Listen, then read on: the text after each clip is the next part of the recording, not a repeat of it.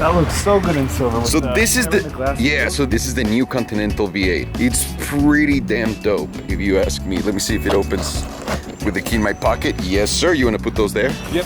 So Sergio and I are grabbing all of our swipe cleaning products and all of his camera gear, so we can go shoot this and have some pretty backgrounds around it, because we don't have anything really in action with the product. So we want to go out there and take some shots, but also we want to take advantage and see if this car is everything I think, because I'm telling you, Sergio, this is like a mini Chiron. Have you seen the wheels with like the little gold accent? Well, Danny's Persian and he's the one that loaned me the car, so I understand that. Look at the interior, dude. Look at this. Hey, look at this one. Look at that one. It's navy blue. I know you can't tell. It kind of looks black, but it's navy blue. Either way, let's get in. So it's keyless entry. I didn't know that. Press the start, foot on the brake, and then everything comes alive. Ooh.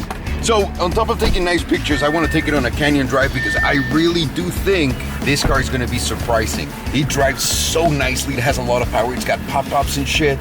Like it does all the right things.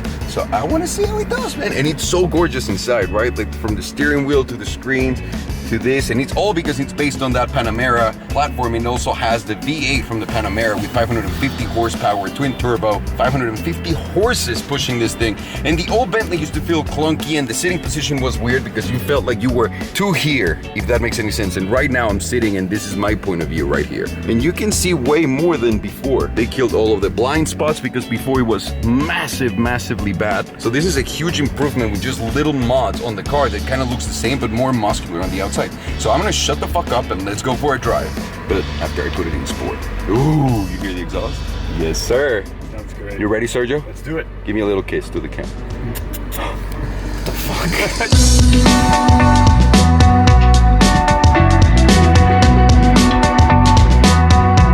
Sergio and I just watched two massive trucks saying lanes closed up in front of us, like go right in front of us. Hopefully they won't close the roads right in front of us. That would be fucking terrible. What do you do if that happens here, Sergio? No idea, man. No idea. Let's see. Let's stay negative.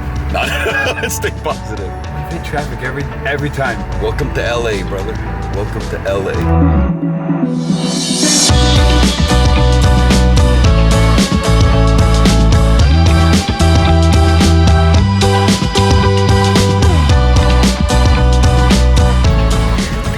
The manufacturer car, we're running out of gas. And did you guys know that you can charge gas without turning off the car? I know that sounds retarded to most of you. I had no idea until like about a year ago. I found out. Tim at Gas told me that you can actually charge gas, put gas in the car without having to turn it off. Gas. You put gas. I'm sorry, Sergio. I'm sorry. Put gas in the car without turning it off. So that's what I'm about to do. Sergio, would you want to pay for my gas? No, I forgot my wallet. Let me check. Wait, did you actually forget your? No, I got it. I gotcha. Ah, I thought you forgot your wallet, Sergio. You said, wow. We know the true colors of Sergio now. Now we know.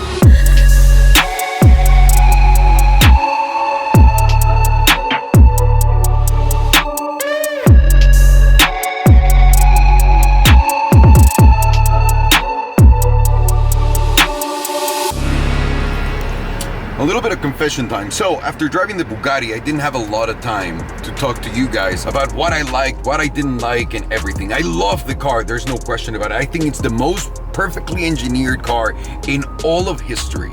Period. It's honestly astonishing what they can do. The problem with that car is it's so well engineered that it's kind of like a Porsche Turbo. It's kind of like this car, and I don't mean this car in a bad way.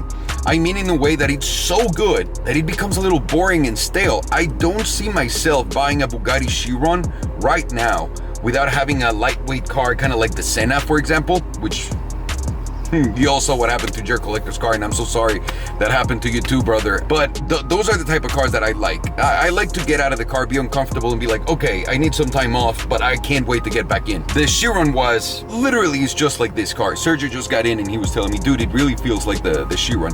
Without the power, obviously, and without the craziness, but it's basically this. It's a very, very good everyday car. Anyway, Sergio's just there waiting. I don't know what he's doing. He's probably texting his mom.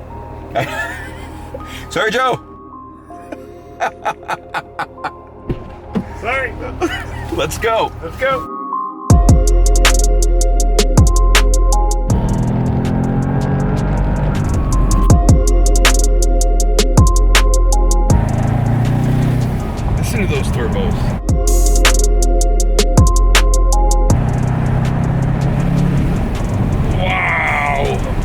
I never thought I could do a canyon driving a Bentley and enjoy it. Sergio, why are you so scared? I could never imagine a Bentley doing this.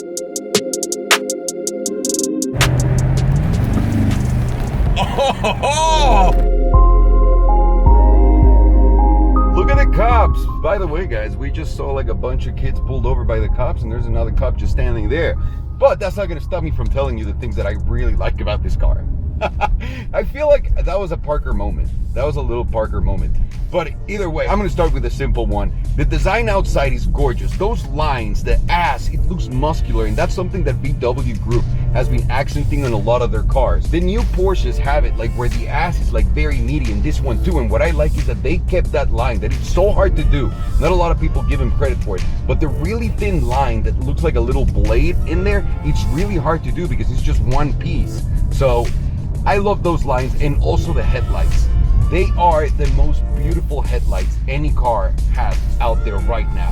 That's just facts. Number two, obviously the interior. We're in a Bentley. You gotta celebrate all of the leather that they put in this car. I mean, it's probably like a whole ranch that they have in here of dead cows and trees and whatnot, but it's so gorgeous everywhere you look around. You feel significant, substantial. And for a car that's like that well made, my next point is how well it handles. I can't believe that the Porsche platform is making such a big difference because, again, like I told you, this car is based on the Panamera chassis. So you have a Panamera right here with the same engine, the V8 twin turbo that it has, that produces 550 horsepower compared to the 500 before. It just flies in that transmission too, because the transmission from the car before was so laggy, it was old, it felt clunky. This is a whole new level. This is a PDK 8-speed transmission that Porsche is giving Bentley to put in the car, and it's just gorgeous. Gorgeous to drive, to shift, and it's the highest revving Bentley ever at, I believe, 6,800 RPMs that you get. So that's another thing. This is a very great car. Sergio was asking me if I would spend the money on this car, and I said it's honestly now kind of worth it based on how expensive the S-Coupe 63 AMG is. Oh no, that's a stick. Okay, I thought that was a squirrel too. Whew. Whew. It's really up there with the price. This car base MSRP is $198,000. Obviously, you're not gonna get the bare minimum car, so you're gonna end up spending anywhere between $220 and $230 for a pretty decent spec, and that's S-Coupe money. That is retarded on Mercedes parts. But now, with all of the electronics in this car, which is the next point that I really like, you can actually beat Mercedes, but you gotta know that Mercedes is coming out with a new S-Class, I think this year. So if they come out with a crazy ass car, then Bentley's again gonna be a little bit behind, but this time it sounds a little hard to me that they're gonna be able to do that based on how much of the good stuff they put in this car. The materials are unbeatable. I mean, everything is chrome. Yeah, you can see your reflection everywhere, but it's gorgeous. Gorgeous. And what can I tell you about the seats? The seats are perfect. They're so nice and big and wide, and they have so many adjustable positions and adjustments you can make on them that they grab your body perfectly. This is a mini Chiron for those of you who have never driven one. I mean, there's not a lot of people that have driven a Chiron. I was very lucky that Alejandro loaned me his car. By the way, Alejandro, great name. Love your name. But this is a mini Chiron. It feels comfortable. It's got the nice AC that the Chiron has. It's got the steering feedback. And another thing that makes a big difference between this and a Rolls-Royce is simple. You get a lot of feedback from the road compared to what a Rolls-Royce feels like. Whereas before, you didn't really know. It was just a heavy steering experience. But right now, you do feel the heavy steering, the connection with the road, how the car moves and shifts its weight from one corner to the next. And that's something that Bentley has never been able to do before. I know that everyone says that they did, but they never did. That's why their car was so clunky and boaty. And even though this car is equally as big, and I think it's lighter because of the frame, it's pretty freaking legit. So all in together, this is a great ass car. I think for $200,000, there's nothing right now that can beat it. The Aston Martin DBS Superleggera is a really great car. It's a great GT, but it's $150,000 more than this. No one needs more than this car. This is super fast for the road, unless you're gonna go track them. Then that's a whole different story. But if you're just gonna drive on the road and want something with baller appeal, you want something fast, you want something sexy, something that will give you that, oh, I got to drive a fast car, this is gonna be it for me. I take it over an S Coupe any day of the week. Any day of the week. Could be that Porsche Heritage. Sergio, what do you think? I think it's epic. Just buy me one! I'm sorry, Sergio.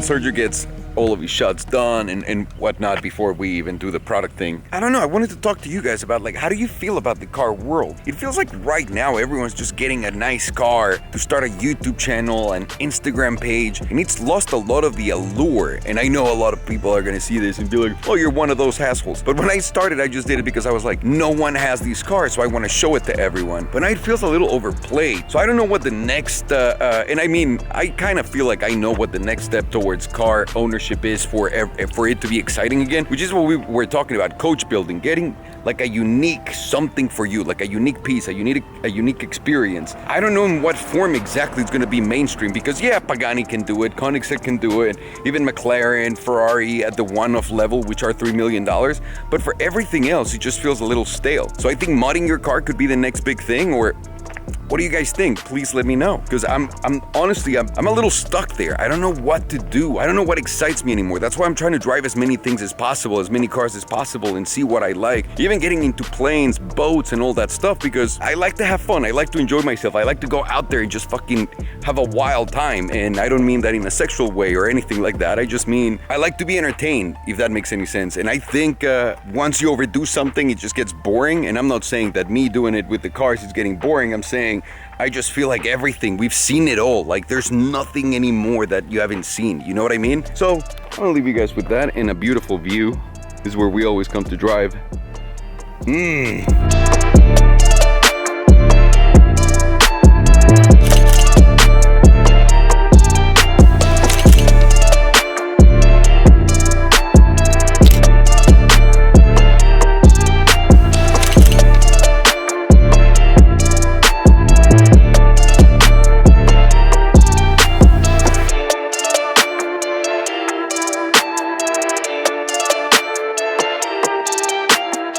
We're back to give Danny the Bentley, and Sergio and I are checking this out. This is a black batch, and I think this is factory. Is it? It looks like it, dude.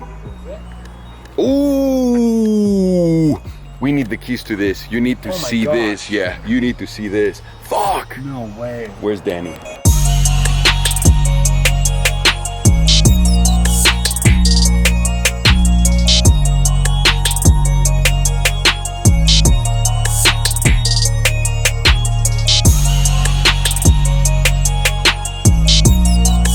By the way, now you're a Bentley man. You're a Bentley man. You love your Bentleys. You really are making me fall in love with them. Yeah. That car is incredible.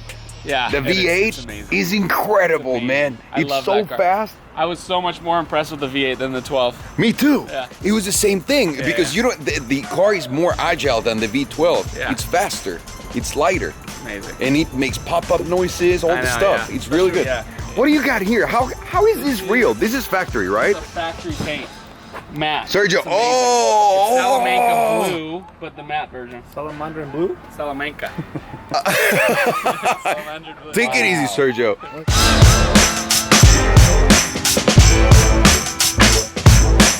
Look at the carbon, dude. It's the carbon that I wanted from the start. Wow.